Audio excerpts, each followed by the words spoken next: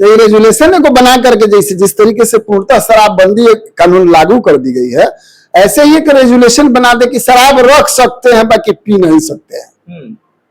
और लगता है कि सिन्हा जी विचलित हो चुके हैं। चौधरी जी हाँ सॉरी चौधरी जी विचलित हो चुके हैं, क्योंकि उन्हीं के नेता ने तो शराबबंदी कानून लागू किया है।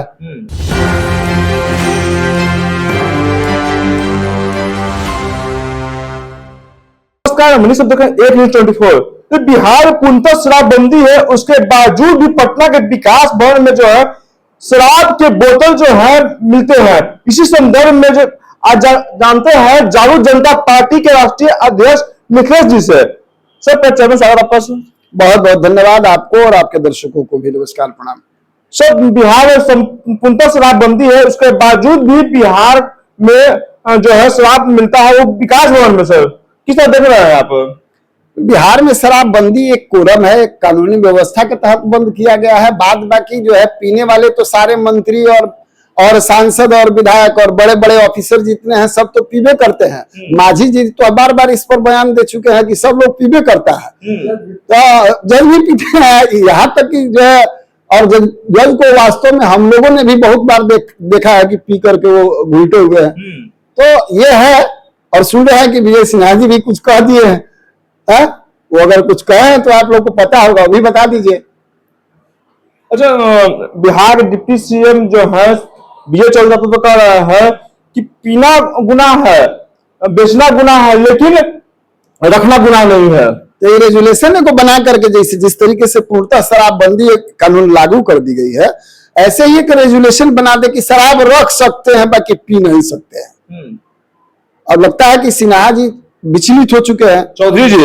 चौधरी जी हाँ सॉरी चौधरी जी विचलित हो चुके हैं, क्योंकि उन्हीं के नेता ने तो शराबबंदी कानून लागू किया है और उन्हीं के नेता है ना, और उन्हीं के पार्टी के उप मुख्यमंत्री हैं। तो स्वाभाविक बात है कि ये लोग अपने पथ से अब धीरे धीरे विचलित हो रहे हैं। शराब रखने के लिए भी अगर ये लोग परमिशन दे रहे हैं तो दे दीजिए, यानी शराब रखने से किसी पर कार्रवाई नहीं ना होगी। ऐसे बहुत सारे केस हैं, अब तो उठवा देनी चाहिए इनके स्टेटमेंट के बाद में।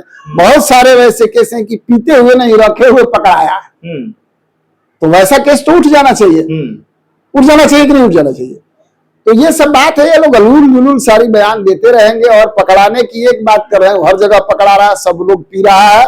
शराबबंदी कानून जो है जिस तरीके से लागू किया है, पटना के एसएसपी जो है बोल रहे हैं कि जो भी रखे हैं उसको सख्त कार्रवाई की जाएगी।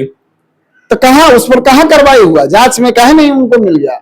ऐसे जगह पर शराब का बोतल मिलना, इसका मतलब है कि गोल के गोल भकोल है, पूरा टीम मिला हुआ है, सब चोर मौसेरा बाई है।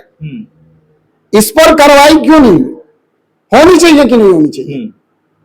यानी मैं जो आरोप लगा रहा हूं, मैं सब पर आरोप लगा रहा हूं। ये बात आपको क्या लगता है कि एक पत्ता हिल सकता है क्या इन लोगों के बिना इंफॉर्मेशन का? अगर पत्ता हिल रहा है कर हमको जानकारी नहीं, यानी कि ये अपने ड्यूटी में चूक कर रहे हैं, ये ड्यूटी के साथ ईमानदारी पूर्वक निर्वहन नहीं कर पा रहे हैं।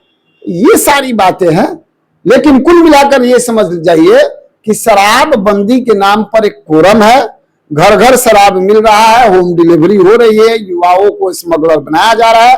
सूखा नशा अपना पांव पसार चुका है, दिन रात सूखा नशा अपना विस्तार कर रहा है। तमाम विपक्ष के लोग बोल रहे हैं कि ये तो मजाक हो गया है, इससे बढ़िया कि शराब को खोल देनी चाहिए।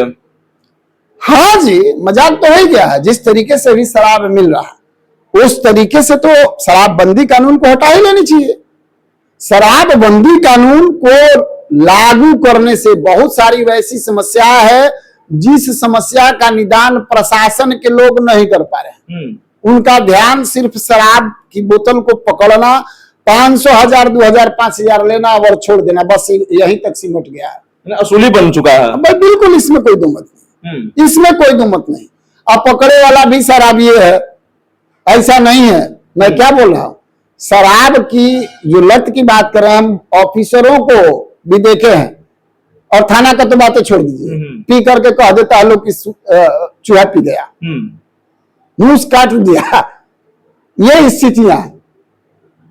मतलब अब चूहा भी शराब पीने लगे हैं। अब क्या पी रहा है? जब से शराबबंदी कानून लागू हुआ तभी से चूहा शराब पी रहा है और लगातार पी रहा है। एक आध बोतल नहीं पी रहा है, ट्रक पे ट्रक पी जा रहा है। एक आध बोतल पीता तो एक बात होती। पहले आपको याद होगा कि शराबबंदी जब से कानून लागू है तब से एमएल फ्लैट में मिला, कभी विधानसभा में मिलते हैं, कभी कहाँ मिलता। अब तो जहां सुर्खिया में विकास में मिल गया, प्रकाश सुर्खिया में आ गया। वो अब कह रहा है धीरे धीरे निधड़क हो रहा है। जैसे अब डर उसका धीरे धीरे समाप्त हो रहा है। एक दिन देखिएगा कि कहीं कुर्सियों पे मिल जाएगा, विधायक जिलों के कुर्सी पे मिल जाएगा, किसी ऑफिसर के कुर्सी के बगल में रखा हुआ मिल जाएगा। ये मिलना ही है, क्योंकि धीरे धीरे शराबबंदी कानून की जो पोल है अब खुलने लगा। पहले लोग को डर था, अब डर कुछ कम हो गया। यही बात है। अच्छा, एक चीज और बता देना चाह रहा है, बिहार ही नहीं, खास करके बिहार से बात शुरू करिए। पूरे भारत की राजनीतिक व्यवस्थाओं को इस आधुनिक लोकतांत्रिक नेताओं ने जाति और धर्म संप्रदाय के नाम पर जो चुनाव जीत करके आ करके बड़ी बड़ी पार्टियों के रूप में अपने आप को प्रचारित करके बहुत बड़ी कंपनी के माध्यम से जो सत्ता में आते हैं, अपने आप को कारपोरेट, पॉलिटिकल पार्टी नहीं, एक कारपोरेट के रूप में स्थापित कर चुकी है और अघोषित राजतंत्र की स्थापना हो चुका है।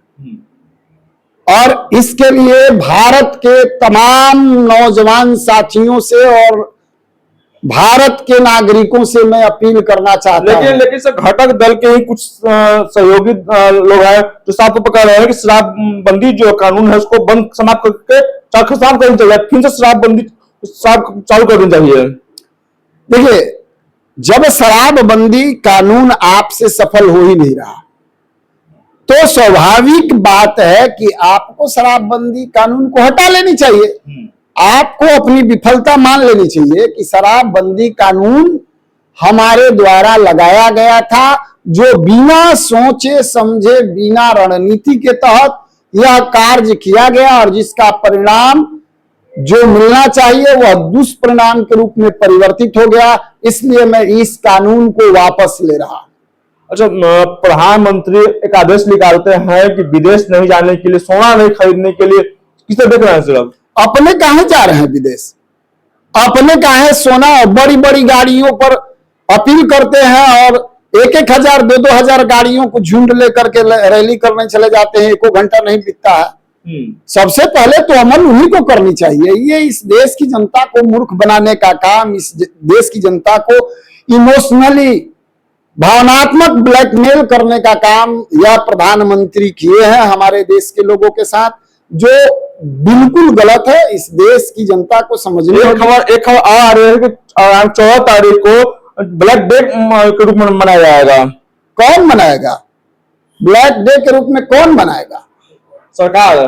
काहे मनाएगी सरकार? ब्लैक डे के रूप में अपने ही कार्यकाल में अपने ब्लैक डे के रूप में मनाएगी कि हमारी विफलता ये रही है। पूरे विश्व में जो संकट है वो आपके भी देश में संकट है। तेल का संकट पूरे विश्व में है। हवाई हमला का डर का ये किया पहले ही एडवांस में ही हम हवाई है वो एडवांस में ही हम ब्लैक डे मना लेंगे। इसके पीछे भी कोई रणनीति है, कोई साजिश है क्या इसके भी पीछे? 15 मिनट का ये है क्या? 7 बजे से लेकर 7 बजे 15 मिनट। क्यों? ये मतलब वो क्या बोलते हैं उसको, एक होता है ना कि हवाई हमला होने का जो डर होता है और उस हवाई हमले के समय आप कैसे बचेंगे उसकी एक तैयारी, एक ट्रेनिंग दी जा रही है। अच्छा, ट्रेनिंग देने की बात है तो ट्रेनिंग देने की बात करें। ब्लैक डे के रूप में मनाया जा रहा है वो ठीक है, ब्लैक डे ट्रेनिंग रखिए, नहीं तो हम लोग जैसा आदमी जब कंफ्यूज हो जाएगा तो आम आदमी क्या कंफ्यूजन में नहीं आएगा। सीधी बात है कि ब्लैक डे के नाम पर हम एक ट्रेनिंग दे रहे हैं जिससे कि इस देश की नागरिकों की आपात स्थिति में सुरक्षा मुहैया कराएंगे। तो एक ट्रेनिंग प्रोग्राम कहिए कि एक ट्रेनिंग प्रोग्राम है, ब्लैक डे की बात नहीं है। नहीं तो सरकार में अपने ही खिलाफ ब्लैक डे मनाएगी तो ऐसे दुनिया का पहला देश होगा और पहली सरकार होगी जो अपने ही खिलाफ अपना ब्लैक डे मनाएगी। ऐसा है, ट्रेनिंग की अगर बात है तो ठीक है, ये होना चाहिए। देश की सुरक्षा की बात है, यह सभी नागरिकों को उस समय पर ट्रेनिंग लेनी चाहिए, समझ लेनी चाहिए, ये अच्छी बात है। तो आप सुन रहे थे जागरूक जनता पार्टी के राष्ट्रीय अध्यक्ष मिथिलेश जी को। तो सारे प्रश्न जवाब दिया। तमाम खबर देखने के लिए एक न्यूज़ 24 से बने रहे। धन्यवाद।